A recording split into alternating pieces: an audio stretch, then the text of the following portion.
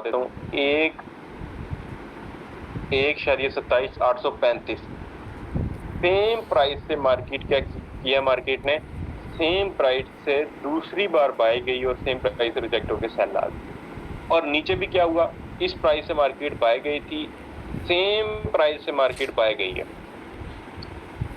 देखें, पहला जब स्विंग बनेगा हमें कोई मसला नहीं है, हमें कोई टेंशन नहीं, ठीक है, हमें कोई टेंशन नहीं है। लेकिन जब मार्केट दूसरी बार बाय जा रही है या सेल जा रही है और सेम प्राइस से जिससे पहले बाय गई थी उस पे बाय चली जाती है, तो हमें समझ आ जाती है कि यहाँ पे पेंडिंग ऑर्डर है और मार्केट साइड में ट्रेंड बनाने वाली है। और ऊपर भी सेम करती है, ठीक है। तो हम क्या करते हैं, एक लाइन हम ऊपर लगाते हैं और एक लाइन हम नीचे लगा देते हैं। इससे क्या, और सिर्फ दो पॉइंट्स, ज्यादा नहीं, 2 पॉइंट्स ढूंढने होते हैं। 2 पॉइंट्स नीचे, 2 पॉइंट्स ऊपर, आप चुप करके लाइन ड्रॉ कर दो। देखो मैंने ये वाले 2 पॉइंट्स ढूंढे हैं, दो। उसके बाद क्या हुआ, तीसरी बार मार्केट अगेन गई, ठीक है, फिर नीचे गिरी, अगेन बाय गई, फिर नीचे गिरी, अगेन बाय गई, फिर नीचे गिरी, अगेन बाय गई। तो ये कितनी बार हुआ, 3 से 4 बार हुआ। तो 2 पॉइंट्स तो हमने जाया किए थे ढूंढने में। अगले जो 3 पॉइंट्स बने, 2 बार बाय में, 2 बार सेल में, वो जो 4 एंट्रियां थी वो हमें मिल जाएंगी।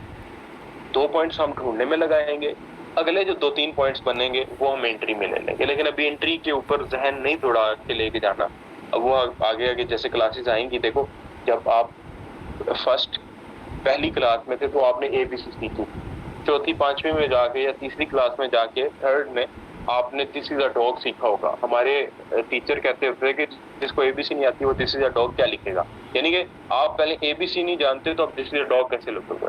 तो जब तक आपको सपोर्ट एंड रेजिस्टेंस सही तरह ड्रॉ करनी नहीं आएंगी तो एंटिटी के ऊपर डिस्कशन करना फजूल है। हम स्टेप बाय स्टेप चलेंगे, थोड़ा थोड़ा, जल्दबाजी के काम आपको शैतान का होता है। और मैंने वादा किया हुआ है, मैंने तो अपना देना बेस्ट। जो कल बच्चे मौजूद नहीं थे उनको मैं बता दूं कि हम जो स्टूडेंट्स कल मौजूद थे तकरीबन 450 प्लस थे, 500 के करीब थे, उनसे हमने वादा किया था कि इंशाल्लाह ताला, उन्होंने मेरे से किया था, मैंने उनसे वादा किया था। वो कह रहे थे कि हम सारी क्लासेस लाइव लेंगे। मैंने ये वादा किया था कि अगर आप लाइव लेंगे इंशाल्लाह इसी एडवांस कोर्स के अंदर आपको अर्निंग का तरीकाकार बता के भेजेंगे और प्रो में आपको प्रो ट्रेडर बनाएंगे। तो 2 पॉइंट्स ढूंढने के बाद एक लाइन हम ऊपर लगा देते हैं और एक लाइन हम नीचे लगा देते हैं। नीचे वाली लाइन को हम कहते हैं सपोर्ट, ठीक है, सपोर्ट, ये स्पेलिंग है, जिससे मार्केट बार बार बाय जाती है। और ऊपर वाली लाइन को हम कहते हैं रेजिस्टेंस लाइन, ठीक है। जरूरी नहीं है कि हर वक्त आपका सेल ट्रेंड चल रहा हो, बाय ट्रेंड चल रहा हो या साइडवे ट्रेंड चल रहा हो। जरूरी नहीं है कि अभी तमाम पेयर्स में सेल ट्रेंड चल रहा हो, जरूरी नहीं है बाय चल रहा हो, जरूरी नहीं है साइडवे ट्रेंड चल रहा हो। जब बनेगा उस वक्त ट्रेड करना है। लाइव में भी नहीं बन रहा, बल्कि यूएसडी कैड में तो बन रहा है। मैंने आपको दिखाया कि सपोर्ट बन गई है, अभी रेजिस्टेंस नहीं बनी है H4 में। तो मुख्तलिफ ट्रेंड हो सकते हैं क्योंकि there are 3 types of trend. लेकिन हम फिलहाल साइडवे सीखेंगे, इसकी एंट्री जब ये क्लियर करेंगे तो प्रो में फिर हम बुलिश ट्रेंड और बीरिश ट्रेंड के अंदर एंट्री लेना और उनको ढूंढना सीखेंगे। ऊपर वाली लाइन को हम कहते हैं रेजिस्टेंस लाइन। ये जो ऊपर हमने रेजिस्टेंस पे लगाई है, ऊपर जो लगाई है जिससे मार्केट बार बार सेल हो रही है, नीचे वाली लाइन हमने सपोर्ट पे लगाई है। और ये सिर्फ 2 पॉइंट्स प्रिडिक्ट किए हैं, ढूंढे हैं। तीसरा, चौथा, पांचवा ये खुद मार्केट ने बाद में बनाया। तो अगर हम 2 पॉइंट्स ढूंढ लें, 2 पॉइंट्स ऊपर से, 2 नीचे से, तो हम अपना सपोर्ट एंड रेजिस्टेंस की लाइनें लगा सकते हैं। तो हॉरिजॉन्टल लाइन लगा के हम लोग ट्रेडिंग कर सकते हैं। अंडरस्टैंड बच्चों, कुछ पल्ले पड़ा है?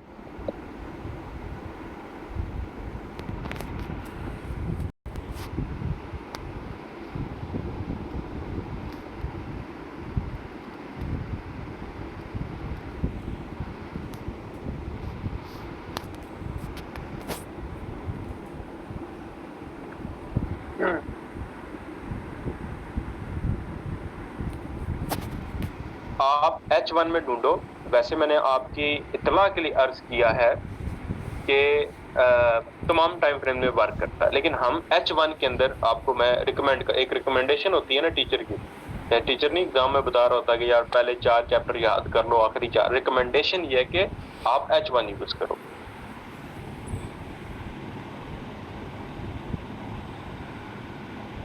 क्या कंफ्यूजन है बताएं मुझे।